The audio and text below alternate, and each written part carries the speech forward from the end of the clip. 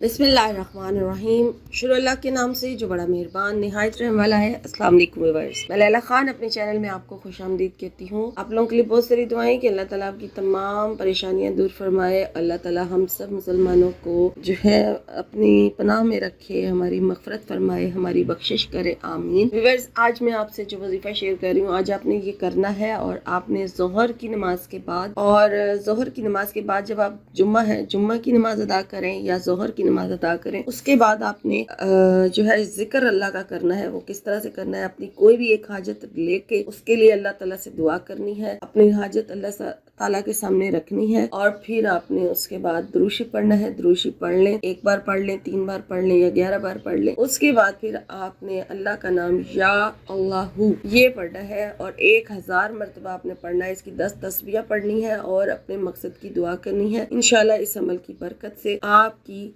हाजत जो है वो पूरी हो जाएगी। और जब इसको पढ़ लें 1000 मरतबा, तो उसके बाद दुआ मांगे, दुआ सजदे में जाके मांगे और दुआ मांगने के बाद फिर आप एक मरतबा दुरूद शरीफ जरूर पढ़ें। और इस तरह ये एक दिन का अमल है और आपने ये करना है। इंशाल्लाह इस अमल की बरकत से आपका मसला हल हो जाएगा, आमीन।